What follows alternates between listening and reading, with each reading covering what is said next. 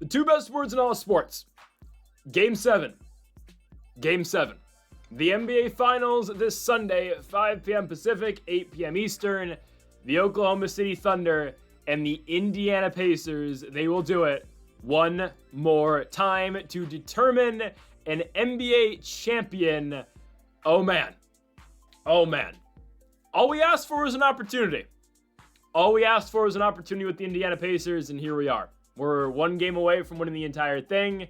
Tyrese Halliburton playing through the injury, and here we go. Okay? I don't know if the January prophecy will be fulfilled, even though the prophecy of them going to the NBA Finals has already been fulfilled. Let's see if they can finish the job today. Now, before we get into the prediction, folks, thank y'all for watching every single day here with our NBA predictions. By far, well, obviously, it's the end of the season, so it's our final video for the NBA this year. We'll be back again for the 2025-2026 season in October. I'm going to have a different format for the daily content. I'll be best bets like the MLB, and of course, we'll do every single game like we've done for the playoffs, so join us for that later or in the season, I guess, or later this year. Of course, college basketball returning later in the year as well. College football, NFL starting up soon. But anyways, let's do it. MLB Best Bets, of course, daily here on the channel. Greedo Plays MMA, link in the description down below. UFC Azerbaijan predictions up on the channel right now. Link in the description again. Go subscribe. Okay, here we go. Game 7, Pacers Thunder, Indiana Pacers. Indiana Pacers. And here's why, guys. And here's why. Going into Game 6, I was honest with you guys. I said, okay, I didn't have a doubt in my mind the Pacers weren't going to win Game 6 of the NBA Finals. I thought, and I said this, and I came on here and said I thought that was as good of a lock as you could get, or as good of a pick as you can get. Obviously, there are no locks in the NBA Finals because obviously it's the two best teams in the league, and that's always difficult to predict. But I did think like that was the best I felt about any single game in the NBA Finals was Game 6, Indiana winning. Game 7, I had said, though, I don't know. Watching Game 5, I was concerned. But I can tell you this now, watching Game 6, I firmly believe the Indiana Pacers are winning the NBA Finals. Okay? That's what I took away from watching game number 6, was that, yeah, Indiana is going to win. They're going to. And here's why, guys. And here's why.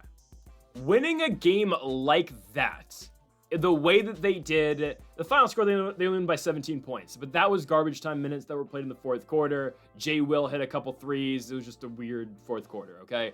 Indiana, Ben Shepherd hits the 3 at the end of the third quarter to go up 30 points. And obviously right there, OKC waved the white flag. They threw in the towel. None of the starters played in that fourth quarter. SGA, of course, did not see the court. So essentially, guys, with the meaningful players in the court, Indiana won the game by 30 points. I don't care the final score says 17. It was a 30-point victory for the Indiana Pacers. That is one of the biggest, and even like the final score, 17 points. I believe that is the second biggest blowout in game number 6 of the NBA Finals. Only behind the Los Angeles Lakers and the Boston Celtics back in 2010, who won game 6. The Lakers won 89-67 before they won game number 7 at home in Los Angeles. Never forget Sasha Vujacic, Kobe Bryant with like 9 rebounds in that game. One of the earliest basketball games I can remember watching as a kid. Actually, no, that's a lie. Magic Lakers. But anyways, the other kind of big blowout in game 6, I got to reference it, 2016 NBA Finals, Cavaliers-Warriors. Who won game 6 in Cleveland? It was the Cavaliers. They won by 14. They go on the road for game number 7. You have all watched that game. It's maybe the most famous basketball game in the history of the sport.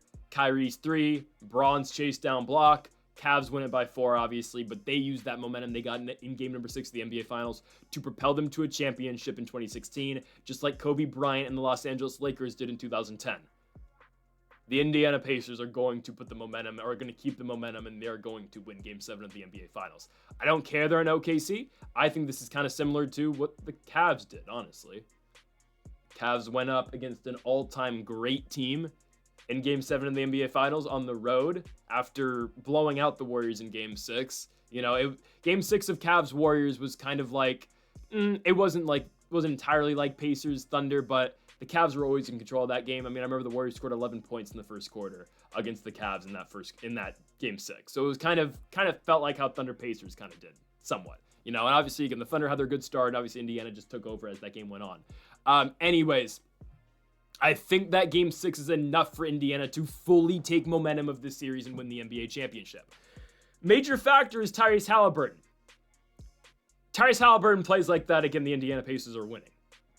I know he didn't have his best start shooting-wise. He started 0 for 5 from the field to start the game. Settled in, hit some big shots. Halliburton did not look injured. I know he's playing injured, and I get scared watching Halliburton. I really do. Because it's like, all right, one wrong step, one mess up, and he's out the entire year next year with a team in the Indiana Pacers. And I've said this before, I'll say this one more time. I believe the 2026 NBA Finals will be Thunder and Pacers again. Real quickly, you look at the East. Who's stopping Indiana? They've beat New York and Milwaukee in back-to-back seasons. They just beat Cleveland this year, and the Cavs are not ready for prime time. And the Celtics are without Jason Tatum, and they're looking like they're going to blow things up. No team, and even if Kevin Durant goes to the Heat, no team is beating the Indiana Pacers in the East. For as loaded as the West is, I firmly believe the Thunder are going to be back. I think there are a short list of teams that can beat OKC next year. I think the Lakers, if the Nuggets retool a little bit, maybe. Other than that, who else is beating OKC in the West? The Spurs aren't going to be ready yet. Houston, if they get Durant, I still don't think that team matches up well with the Thunder.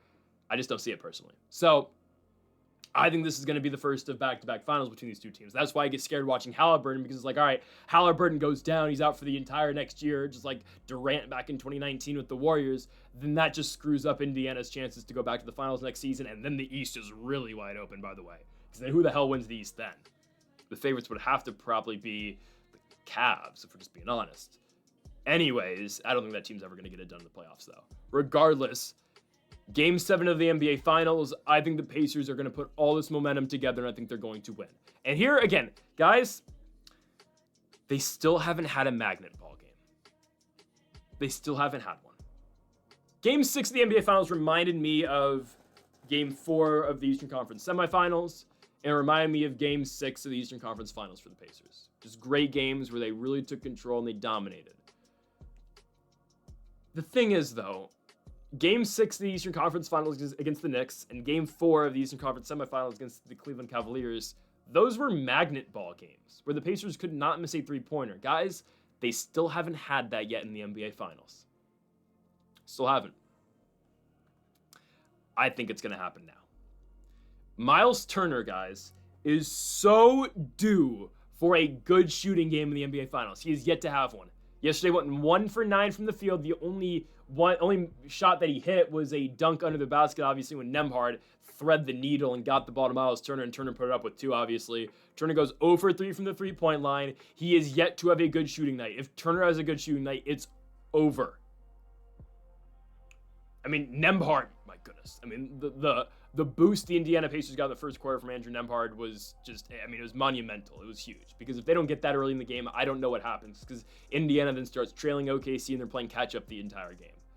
Another major factor was the Indiana defense. And by the way, Obi Toppin, I got to give so much credit to. 20 points. He led the Pacers in scoring.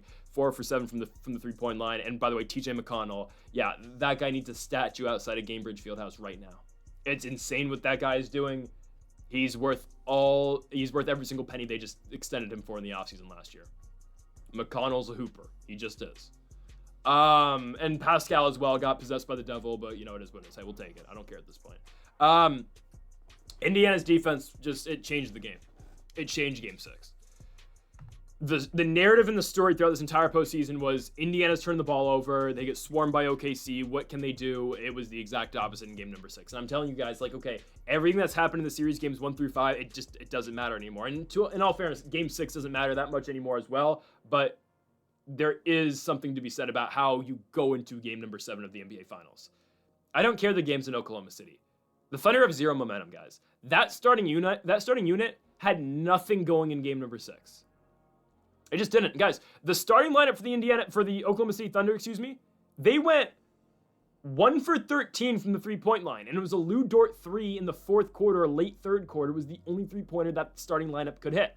Chet 0 for 3, J-Dub 0 for 4, Shea 0 for 1. If you want to count Caruso, because Caruso will play Hardenstein's minutes, 0 for 1. So make them 1 for 14 from the field, from the three-point line. That's just not going to win them a game. And that's why, again, Game 5 was so brutal, because it is what it is. I mean, that game was rigged, and no one's going to tell me otherwise. Or Game 4, was rigged. But OKC shoots like that, they can't win. You can't keep up with Indiana. And I will say this again. The Pacers are yet to have their magnet ball night. Something that has happened throughout the course of the playoffs, and this was my whole thing with the Pacers. Like, I don't care who's in there with them. Like, when they were playing the Knicks early in that series, when they played Cleveland, that was a really big thing in the Cleveland series. Like, well, okay, you can play as well as you want. And I remember saying, like, Donovan Mitchell can drop 50 points, but it's not going to matter if the Pacers are shooting 45% from the three-point line. They're yet to do that in the finals. They had a good shooting night in Game 6, but they still only shot 35%. They went 15 for 42, you know? Thunder were horrible. They were 8 for 30, but really 7 of those three-pointers happened in garbage time. The only three-pointer they legitimately hit when it mattered was Aaron Wiggins in the late first quarter, hit a 3 for OKC to cut the lead to about 3. That was the only three-point shot that actually mattered that was hit for the Thunder in game number 6. That's a problem. And Indiana's defense forced 21 turnovers from the OKC Thunder. Andrew Nembhard's presence was felt, obviously, not just on SGA, but the double teams that Indiana sent. I mean, we saw so many turnovers from OKC, obviously. The biggest play of the game, the Halliburton steal, the kind of no-look pass. Halliburton does that a lot. He'll kind of like take a peek and then kind of turn away at the last second. Regardless, the yam that Siakam posterizes J-Dub with, that's the play of the game, but how is that set up? Turnovers. And Halliburton doubling Jalen Williams. He got hacked the play before, don't get me wrong. It should have been a foul. But Halliburton's late to come back to the play. They double J-Dub. J-Dub throws a bad pass. Halliburton tips it, takes it himself. Boom. Entry pass to Siakam. He finishes it inside. I mean, that's just, again, that's a result of playing good defense. And that's something that Indiana has struggled with throughout the course of the series and just the season and the playoffs. And that's something that we've been saying, okay, that's OKC's strength. Well, it was the exact opposite in game number 6. They did not play great defense. OKC's never going to play bad defense, but they didn't play Thunder defense. And what the Thunder usually do to other teams, that's exactly what the Indiana Pacers did to them in game number 6 of the NBA Finals. And they're going to do it again in game number 7. I'm so serious, guys. Momentum's a huge thing. It just is. When you go in, guys, the last 2 game 7s of the NBA Finals that have been played were in 2010 and 2016. Oh, wait. 2013 as well. How can I forget? Those are the last 3 game 7s of the NBA Finals. The team that has won game 6 usually wins the series. I'm serious. Think about the last 3. 2016, Cavs versus Warriors. The Cavs get all the momentum in game 6. And whatever, Draymond technical didn't play game 6. And I don't care, right? All the momentum's with Cleveland. They go to Golden State, they win. 2013. Who can forget? The Ray Allen shot in the corner, ties the game, sends the game into overtime. Miami wins an OT at home against San Antonio. I get an old format. Game 7 was still in Miami. Who won Game 7? LeBron James, Dwayne Wade, Chris Bosh, and the Miami Heat. 2010, Lakers completely shut down Boston defensively in game number 6. Game 7 at Staples Center. Kobe, D-Fish, Ron Artest, it's a huge shot. Sasha Vujacic, clutch free throws. The Los Angeles Lakers win Game 7 of the NBA Finals. So the last 3 times that we've gotten Game 7s, the team that wins Game 6 wins the entire thing. This will be no different. All the momentum's with the Pacers, guys. And I think it's crazy the odds are where they're at. Plus 270 for the Pacers. Keep your points. I told you last game, keep the points. We don't want them. We don't want them. We're taking Indiana money line. I've actually personally have enough riding on Indiana just to win the NBA Finals. I don't even know if I'm going to bet this game because it doesn't make sense. I have better odds on Indiana just winning the entire thing. And a lot more money. But regardless, we're fine because the Eastern Conference Finals really cashed us out too. But anyways, in the Cavs series, my goodness. All the momentum is with the Pacers. And they're going to win Game 7. SGA, man, he's a great player.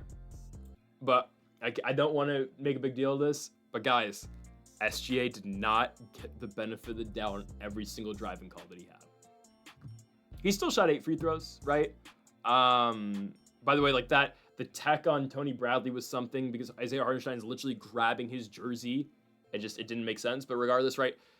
The Thunder couldn't get to the line like they wanted to in game number 6. Both teams shot about the same amount of free throws. I believe OKC still shot more. But still, right? Like, Shea did not get to go to the line 14 times. He only went to the line 8 times. That's a big difference, man. Because when Shea is getting every ticky-tacky call, it's so hard to beat this team. I've said it before, right? The Thunder, they won 80 games throughout the course of the season, postseason and regular season. They are a historically great defense and a historically just great basketball team. They're hard to beat as is. You add on top of that the fact that they get the benefit of the doubt in all these calls and they get everything, in the middle. It makes them one of the hardest teams to beat in all of basketball. But when they don't get that, like they did in Game 6, they did not in Game 6, man. That's where the window opens up for Indiana. And I get it. They've only gone to OKC and stolen one game. That's fine. They won Game 1. I think Game 7 is going to be really competitive. The key for Indiana, though, is you can't fall behind early. All 3 games that have been played in OKC so far, Indiana has fallen behind really early in the first quarter. All 3 of them. Game 1, Game 2, and Game 5. They're all kind of the same script, to be honest. The outliers Game 2, where Indiana was not allowed to make their big comeback. They got as close to as 8, I think, at one point in the late third quarter. Game 5, they're right there. They're down by 2. Almost came back. Obviously, J-Dub hits a big 3. They get a steal. That was the Jalen Williams game. He scored 40 points. Game 1, obviously, Indiana does make that comeback. The important thing for the Pacers, and I think they will be able to stay close in this game. This is why, again, I think everything favors the Pacers here. Game 7 is going to be competitive. It's just going to. I don't care that, the Thunder, they look really good against the Nuggets in game number 7. That doesn't matter to me, guys, because Game 6, when the Nuggets beat the Thunder, was not like how the Pacers beat the Thunder. It wasn't close. Game 6 of the NBA Finals was really like Game 3 of the Western Conference Finals, where the Minnesota Timberwolves put belt to ass on the Thunder. The difference in these 2 games, though, is, Minnesota just got to, Minnesota wins that game. They blow out the Thunder in Game 3. Well, OKC just plays Game 4 in Minnesota. Then you win, you're up 3-1. You get a chance, and even if they lost that game, still have a chance to respond. You go back home after, right? It's 2-2. Indiana blows them out in Game 6. You now play a do-or-die, win-or-go-home for the NBA Finals in Game 7. Ooh. I think there's too much on the Thunder in this game, man. I've said it before. Anything can happen in Game 7, man. Anything can happen. That's why, I didn't feel too bad about Indiana, And there was a question like, okay, how are they going to win in OKC? Well, I'll tell you how they're going to win in OKC. They play like they did in game number 6. You play aggressive defense. You let the Thunder get nothing easy throughout the entire game, and the Pacers play like they did. Tyrese Halliburton has a night. Andrew Nembhard plays his ass off. Aaron Nesmith does his job in spots. Pascal Siakam continues to play phenomenally. The bench continues to come through with Obi Toppin, with TJ McConnell, with Ben Shepherd. Those guys continue to come through. Tony Bradley played some decent short minutes in the third quarter as well. Shout out to James Johnson. But they're a tough team to beat at their best, and I will keep saying they are still yet to have a magnet ball game. The last point I'm going to make, guys, I want to take you back, and I said this going into Game 6, I want to take you back to the Eastern Conference semifinals last year between the Indiana Pacers and the New York Knicks. What happened in that series? Indiana was down 3-2, going back home, Game 6 in Indiana. They beat the New York Knicks. A lot closer than what yesterday was, obviously, in the NBA Finals. Game 7, Indiana goes to New York, a spot where they had struggled mightily to win in last year in the playoffs. They blow out the New York Knicks in game number 7. I don't think this is going to be a blowout here in Game 7 in the NBA Finals, but I just think the Pacers are going to edge out the Thunder and win. And I think Tyrese Halliburton, playing like he's not injured, is going to play a huge factor in this. By the way, Jalen Williams with the worst plus-minus at NBA Finals history, -40 in game number 6. Not all his fault, obviously, not really. But here's the thing, guys. When J-Dub's not hitting his shots, when he's not hitting his three-pointers, when J-Dub's only scoring 16 and Shea's only scoring 21, I mean, my goodness, that's really difficult. And another big factor, guys, Tyrese only had to play 23 minutes. Halliburton only played 23 because he got to sit out the entire fourth quarter because the game was already over. And really the second half of the third quarter as well. When a guy has that injury, it is so meaningful that he does not have to play his mind out and doesn't have to give it everything he has for the entire game in Game 6. Now he gets 2 days off to recover, and then he gets to go play Game 7. The Pacers run through Tyrese Halliburton, and he looks like he's just fine. And if he just has to tough it out, I know it's hurting, but he's got 48 minutes to tough it out in game number 7. You got one more game for a chance to win the NBA Finals. And the Indiana Pacers are going to do so. My prediction, I think they have a lights-out shooting night. I think this is going to look like Game 7 of the Eastern Conference semifinals last year. I'm so serious. I think it's going to look just like that. I think it's going to be a dominant shooting night. I think it's going to be a magnet ball night. Indiana has shown time in and time out, guys, in this playoffs, that they will show up in the big moments. They shine when the lights are brightest. I do want to say I think there's a possibility Tyrese Halliburton hits the first ever buzzer beater winner in Game 7 of the NBA Finals. I just want to say that. I think there's a definite chance that actually happens. That's going around Twitter right now, and I can kind of see it. I'm not going to predict that, obviously. I think Indiana wins the game. I'm going to say they win the game by about 8. I think they're going to. I just don't think OKC's able to keep up. And the broadcast yesterday said this. They don't say a lot of good things, but they said this right. OKC's not equipped to come back from behind. They're a front-running team, and that's where they're so dangerous, because when they are ahead, they play stifling defense, and then everything continues to fall, for OKC once they're winning. They're not built to trail. Sure, they came back in Game 4 with some help. They're not going to be able to come back in a game number 7. Traditional Game 7s, low-scoring, defensive games. The Indiana Pacers get it their way. It's not going to be low-scoring. It's going to be a shootout. They're going to make it a shootout, and the Thunder will not be able to keep up. It's been the story of the entire playoffs for the Pacers. Shoot, score at will, and hit as many 3-pointers as possible. And don't let your opposition keep up. What's going to change with one game and 48 minutes away from winning their first ever NBA championship? The Indiana Pacers, Tyrese Halliburton, Pascal Siakam and company are winning the NBA Finals, and they are going to go to OKC, and they will do the damn thing. Give me the Pacers. It will happen. Folks, thank y'all for watching our NBA predictions all year long here on the Greedo Plays channel. I want to thank you guys for the support. If you started watching in October or at any point in the season for the playoffs, it doesn't matter. Thank you for joining me every single day for this. Again, we'll be back in October for more NBA predictions. I hope to see you guys on opening night, where the Indiana Pacers will likely take on the New York Knicks. I'm hoping. I really want to see that on opening night. Or the Bucks, one of the two. And of course, probably Lakers Thunder, probably, I would assume, for the night game. But I'll see you guys in October for that. Make sure to join us. The NFL starts in a couple months. We're going to be doing that every single week here on the channel. Same with college football. Had a lot of fun doing college football last year. I predicted every single game last year for college football. We're going to do that again this year. And then, of course, until then, MLB Best Bets remain daily on the channel, along with our MMA predictions every week on Greedo Plays MMA. So thank you guys for the support all year long. Go Pacers. Let's get it done in game number 7. Folks, thank y'all for watching. And Mamba forever.